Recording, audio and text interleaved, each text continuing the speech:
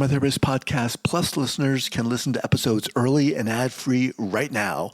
Become a Plus listener by going to Apple Podcasts, searching for the Trauma Therapist Podcast, and signing up today.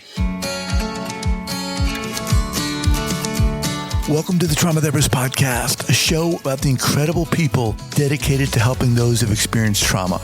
My name is Guy McPherson, and my mission is to raise the awareness of trauma and to inspire each of us to help those around us.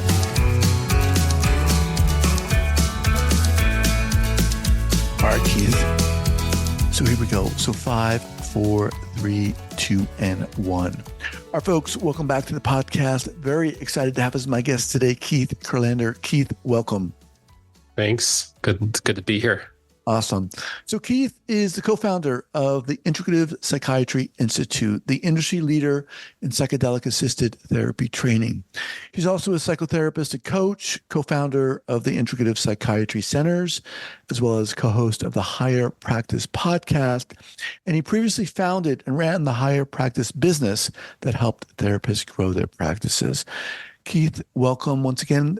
Before we get going here, share with our listeners where you're from originally and where you are currently. Well, I grew up in central New Jersey, so East Coast. And then, I left there when I was 18, 17, and I'm in my late 40s. So I've been around, but I've been in Colorado for the last 20 plus years. Oh, wow. Okay. I'm originally from the East Coast as well, too, and moved around. Yeah. All right. So fascinating here. How did all this start for you? It's a personal and professional journey that led me here. Personally, I had a lot of complex PTSD as a kid that I didn't know about what it was. And in my late teens, early 20s, I started developing a lot of serious mental health symptoms and got pretty sick.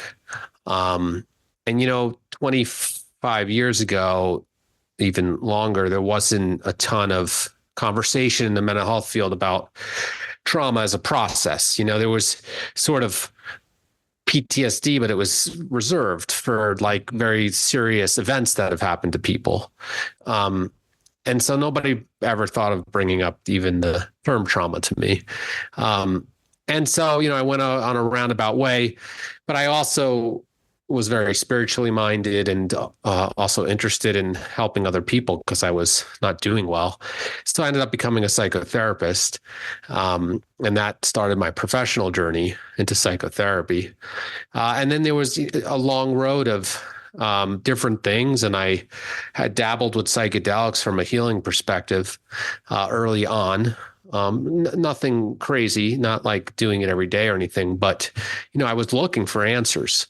And long story short, eventually 6 years ago, I moved out of the individual private practice world and realized I wanted to, I co-founded a couple companies to try and get education out to the masses and to educate mental health providers in a broader way of looking at mental health disorders and root causes. And then we opened, a continuing medical education company essentially to do that.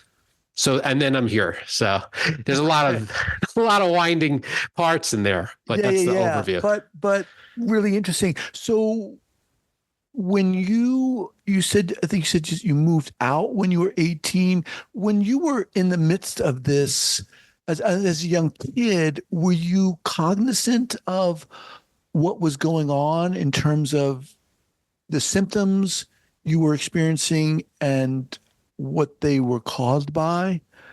No, I mean, as a young kid, my symptoms looked like severe social anxiety, and anxiety, I would say, just anxiety.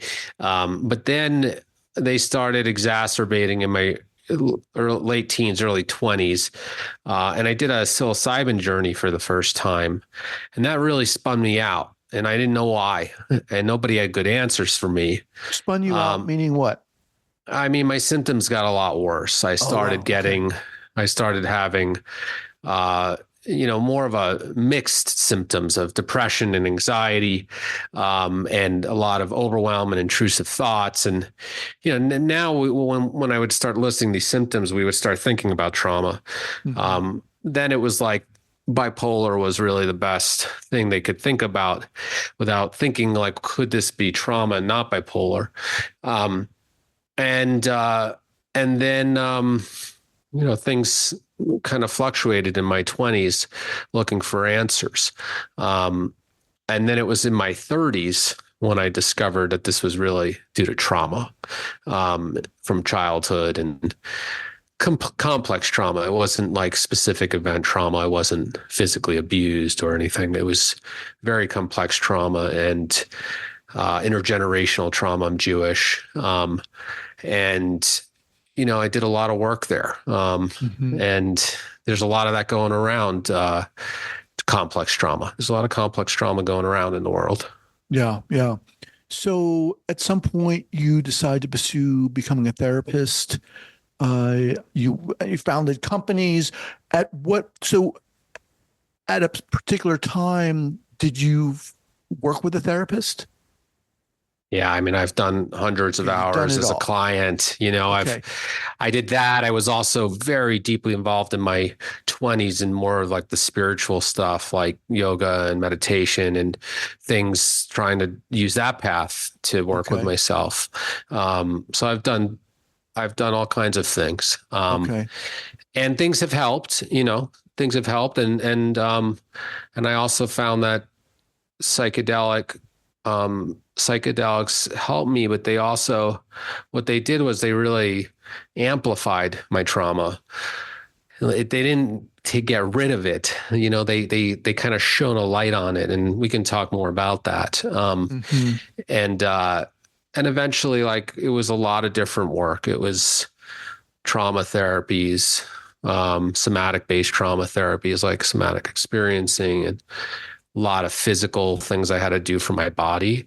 Often a lot of systems in the body get dysregulated when you're very traumatized. You're got brain access, your hormonal systems. There's a lot of repair you have to do. Typically, if you've had long-term enduring trauma in your body. Right, right. So I had to do that stuff too.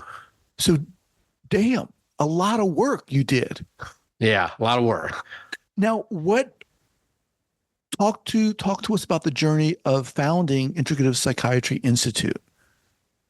So I'd say 10 or 12 years ago, maybe, I don't remember the exact time, I started wanting to branch out from individual work with people. And at first I started the higher practice business, which was like helping therapists get more empowered to build practices and get the types of clients they want. And, that was sort of my first taste at something of a larger scale business than a solo practice. Hmm. But then about 6 years ago, I was getting more and more dissatisfied with what I was seeing in mental health care at large.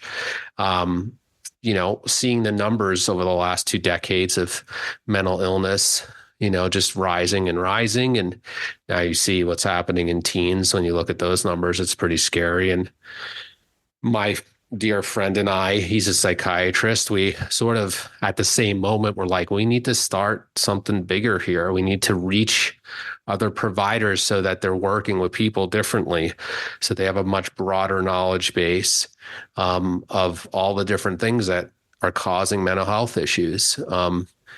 Typically, providers are taught in a very siloed fashion about what's causing a mental health issue, and that's Hmm. what they know.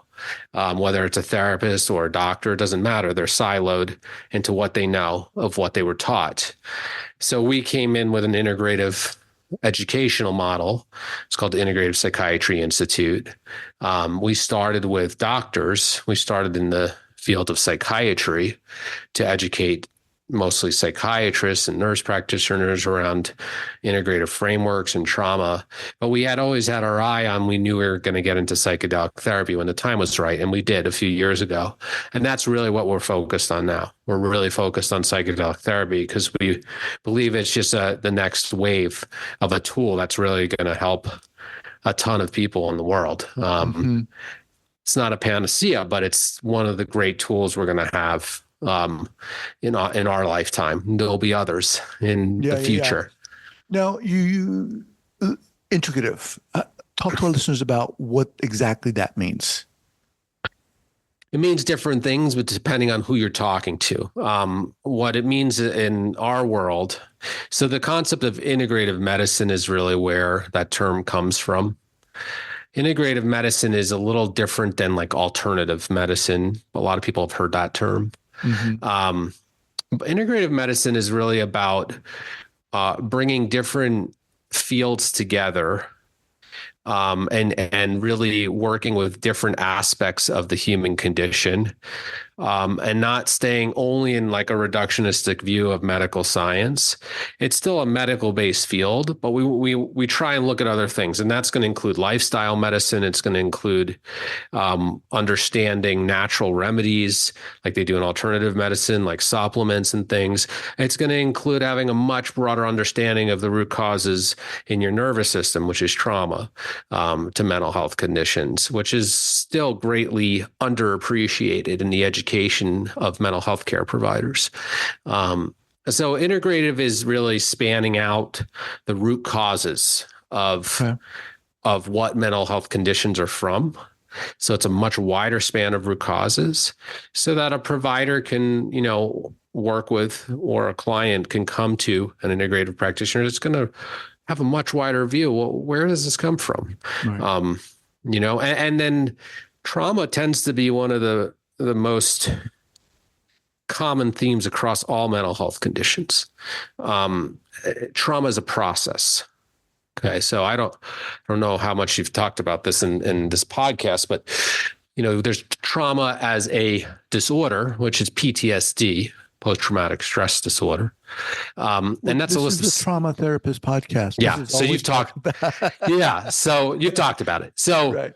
Trauma as a process is what's the disorder is not what's across all mental health disorders. So that's a list of symptoms. What's across all mental health disorders is the process.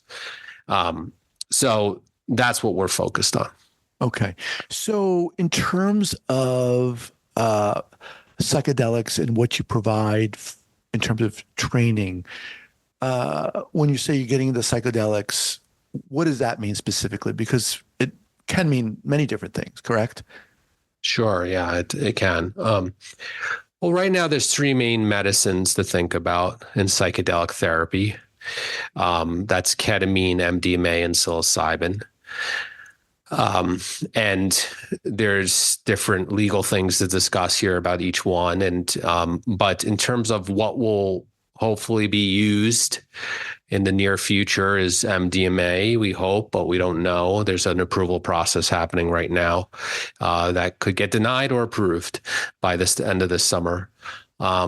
In terms of psilocybin, you see state-led initiatives now where that's already happening in Oregon, and it's about to happen in Colorado, coming to the field by next year.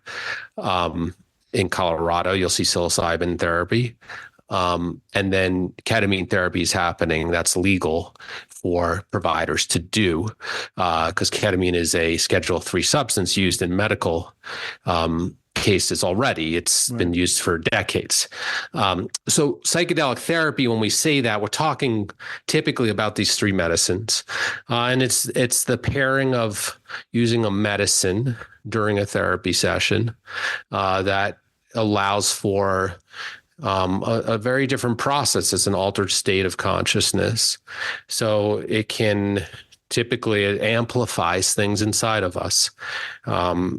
It turns the volume up typically, not always, on something inside of us. And that can be a trauma process that it amplifies that then we work with in the session. It can be other things, but people can gain really deep insights about themselves that they weren't aware of. They can revisit childhood memories. There's a whole gamut of things that happen in psychedelic therapy. So I think one of the questions would be, when, for example, you said you've experienced a lot of these, or some. Yeah, enough. I'll say enough. Enough. Yeah. So they're not actually a big part of my life anymore, just to be clear. But I had.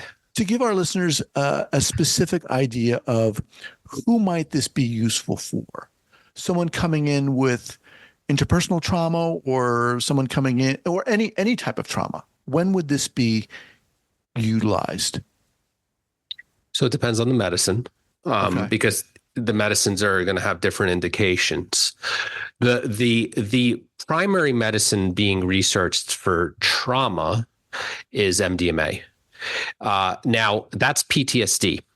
We're not talking about trauma as a process. We're talking about coming with that syndrome, PTSD, treatment resistance. You've tried other things.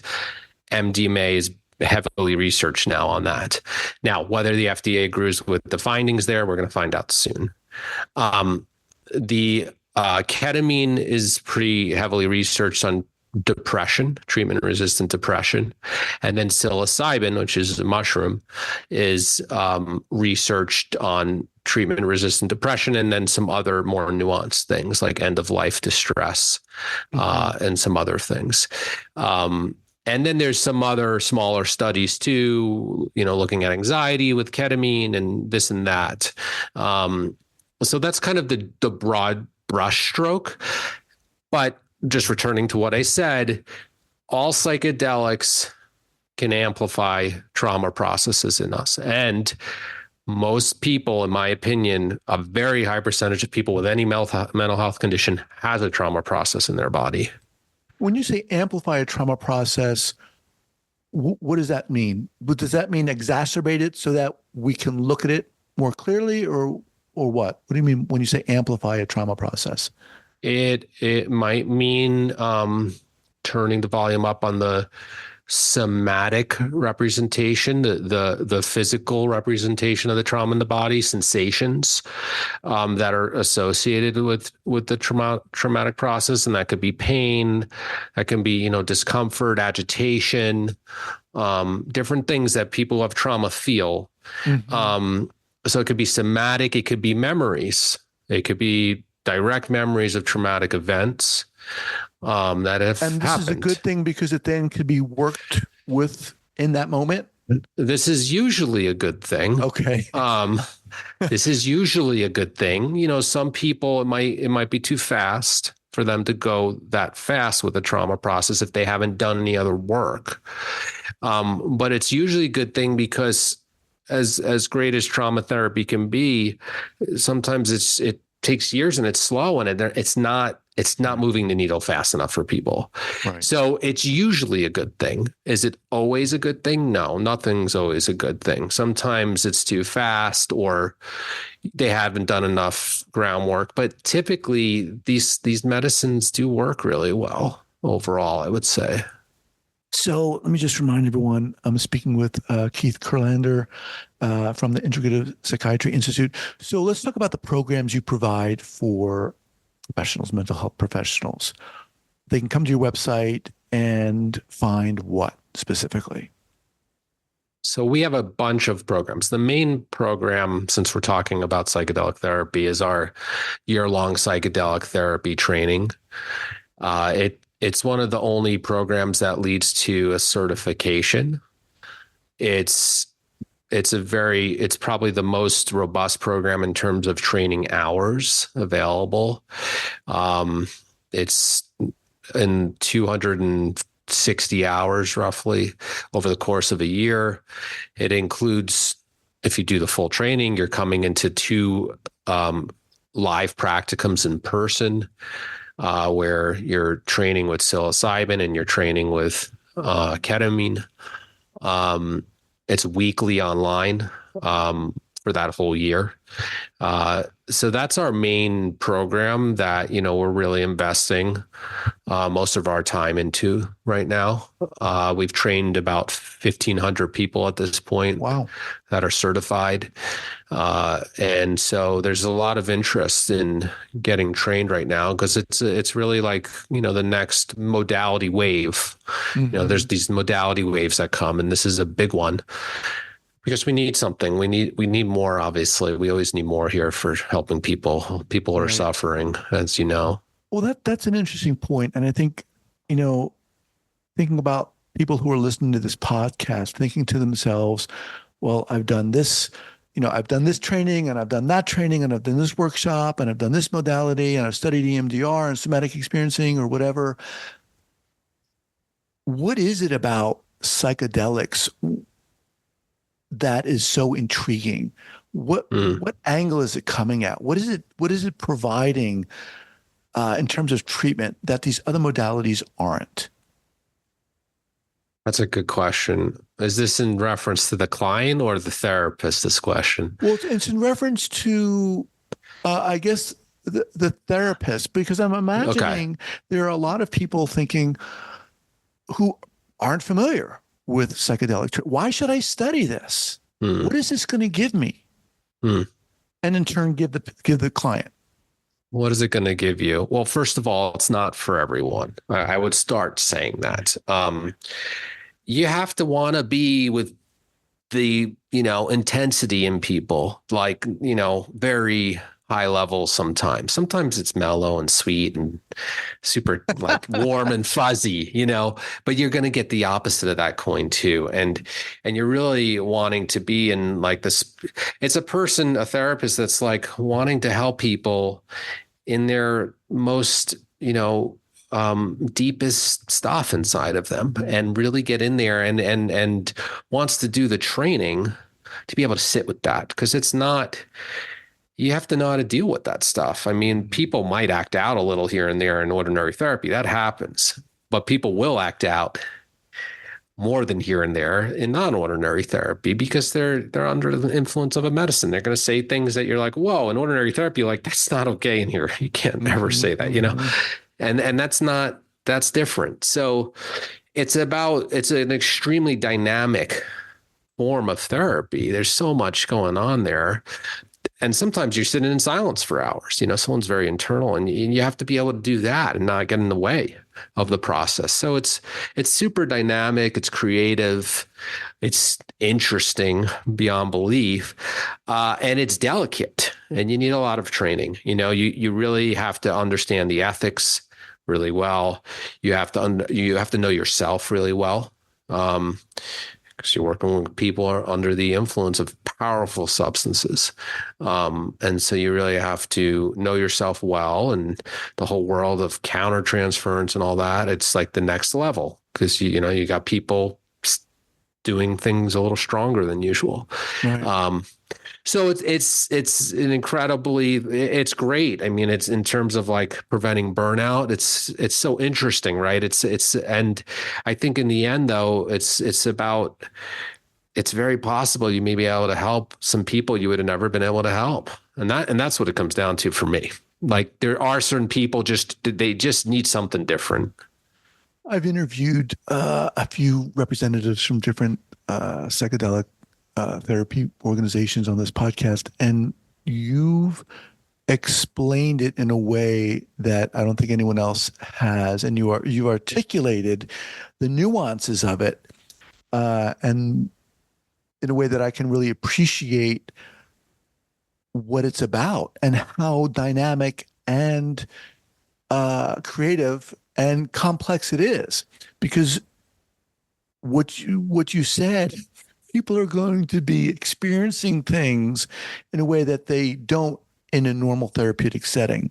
But at the same time, that's almost going to demand more from you as a therapist. You've got to know your own SHIT. Let me ask you, what have you learned in terms of about yourself in terms of doing this type of work? How has this challenged you? Well,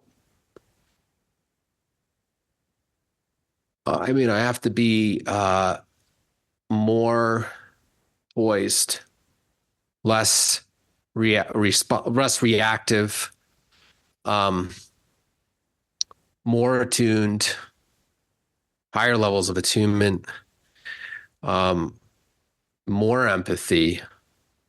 It's just like turning the dial up on everything Mm. for myself.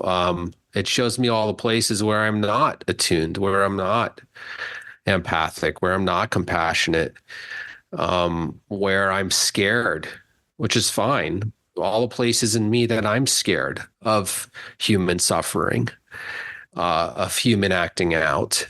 It shows me all of those places. And, it's, I'm running a company now. I'm not sitting with people right now. But I've been around a lot at this point, and this work shows me just, again, all the places inside myself that constantly need help and healing. And in order to be able to sit with a person's places in themselves that need that. Yeah. Yeah. So you said that these trainings aren't for everyone, but who are they for? Well, there seem to be increasingly for a lot of people is what we're seeing. But I'm saying they're not for everyone because not everybody, there are certain types of workers out there that are, their healing modality is just different. It's not depth oriented. They're let's say they're just like super, I'm a cognitive behavioral person. I love it. I love working with like thoughts and moods in this sort of engineering way. It might not be for them, right? If that's just like they're very fixed on that. But I think generally speaking in the therapy space, it's for a lot of people that want to go down this road, but it's you're taking on an investment of time and energy and money and also self-growth because you're going to be inviting more into your office than you have before. That's an exciting thing for most therapists, honestly. That's what most therapists live for is more growth. But not everyone's on that road, and that's okay. And also it's just not for everybody. Like not everybody wants that extra level of unpredictability in their workspace, in their career. And that's okay. It's not for everybody in that way. All right, Keith. How do people learn more about these training programs? What's the best way for them to get in touch with you? Best way to check out this program is to go to psychiatryinstitute.com/apply. So that'll take you directly to this program, psychiatryinstitute.com/apply. And from there, they can see a lot of other programs too. All right. And I'll have that linked up here at the show notes page at the traumatherapistpodcast.com. Awesome, man. Thank you so much for joining me today and sharing not just your experience, but the nuanced, textured excitement that's happening with all these different types of therapies. Appreciate it. Yeah. Thanks for having me. All right, man. Take care. Thanks.